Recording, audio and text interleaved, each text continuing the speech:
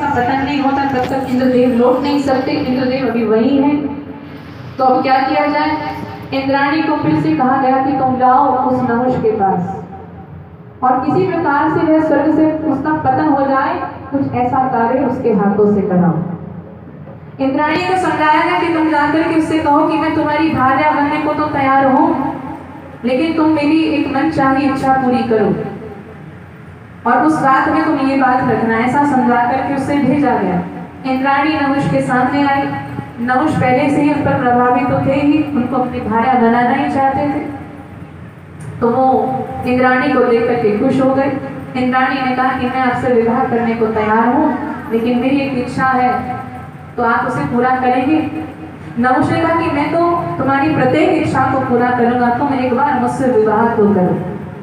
इंद्राणी ने कहा नहीं, क्या पता विचार बदल जाए आपका, पहले आप मुझे शपथ दे करके, वचन दे करके कहिए, तब ही मैं आपको अपनी बात कहूंगी। नहुष ने कहा कि ठीक है, मैंने आज तक जो भी अपने जीवन में पुण्य कर्म किए हैं, अगर मैं तुम्हारी बात को नहीं मानता तो मेरे सब पुण्य समाप्त हो जाए, ऐसा उसने कहा। तो जब ऐसा कहा तब इंद्राणी ने कहा कि ठीक है, तो फिर मेरी बात सुनिए, क्योंकि आप मुझसे विवाह करना चाहते हैं और आप इस समय में देवराज के पद पर हैं, इंद्र के पद पर हैं, तो मैं चाहती हूँ कि आप जब मुझे विवाह करने के लिए जब आए लेने के लिए, तो आपकी सवारी हो। वैसे तो सबकी अपनी अपनी सवारी है, सब अपने अपनी सवारी पर आते हैं, लेकिन मैं सोचती हूँ कि आपकी एक अनोखी सवारी, एक अलग ही हो। नहुष ने कहा कि मैं समझा नहीं।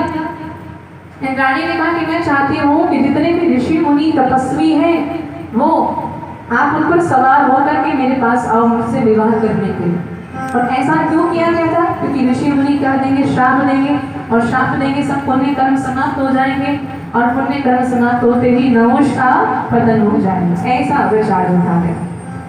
तो इंद्राणी के भाव में तो, प्रेम में तो वैसे ही फंसा हुआ था नहुष, तैयार हो गया और स्वर्ग में बैठे बैठे, सिंहासन पर बैठे बैठे सब ऋषि मुनियों को बुलाया कि आओ तुम सभी। और उसमें अगस्त्य मुनि भी हैं, जो बड़े महान हैं, जो बड़े ब्रह्मवेत्ता हैं, जो बड़े वैज्ञानिक हैं उस समय। तो अगस्त्य मुनि और सभी जो ऋषि मुनि हैं, उन सबको एक बात कही गई कि आप, क्योंकि मैं आप सबका राजा हूँ, तो इस प्रकार से आपका एक फर्ज बनता है मेरी आज्ञा का पालन करना, आप सब मेरे अधीन हो। ऐसा कहकर के नहुष ने कहा कि आपको मुझे ढो करके सवारी लेकर के चलना है। अब अगस्त्य मुनि जानते तो हैं कि नहुष के पतन का समय आ चुका है, अब इसके गिरने की बारी है और ये सब करना जरूरी है, इसलिए उसकी बात को मान लेते हैं, स्वीकृति देते हैं। और अगस्त्य मुनि तैयार हो गए, तो सभी ऋषि मुनि भी तैयार हो गए।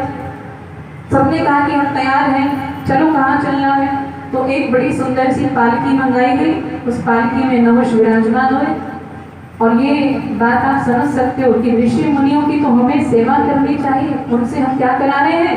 सेवा करा रहे हैं, ये उचित बात नहीं है। ऋषि मुनियों का तो मान सम्मान होना चाहिए, उनकी पूजा, उनकी सेवा होनी चाहिए, और हम उनसे सेवा कराएं तो वही हमारा पतन हो गया। नहुष इस बात से अनभिज्ञ है, वो तो खुशी खुशी जा रहा है और बहुत शीघ्रता से मुझे लेकर के जाए, इसलिए क्या कहते हैं? जल्दी चलो, जल्दी चलो। तो संस्कृत में वहां पर बार बार सर्प सर्प सर्प कह करके कि जल्दी चलो, जल्दी चलो, ऐसा कह करके बार बार नहुष कहने लगे। अब चूंकि वे ऋषि मुनि हैं, उनको कोई आदत तो थी नहीं पालकी उठाने की, तो पालकी उठाने में थोड़ा सा अव्यवस्थित हो जाते हैं, कभी यहाँ कभी वहाँ ऐसे। तो नहुष को क्रोध आया, नहुष ने कुछ अपमानजनक बात उनसे कही।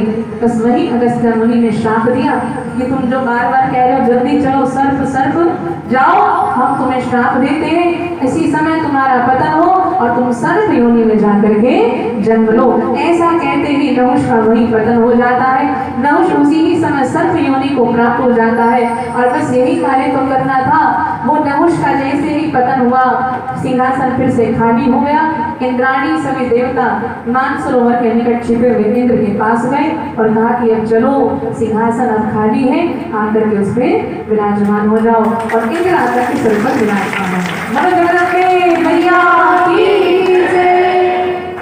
तो भैया ऐसी बहुत सी कथाएं जो डेली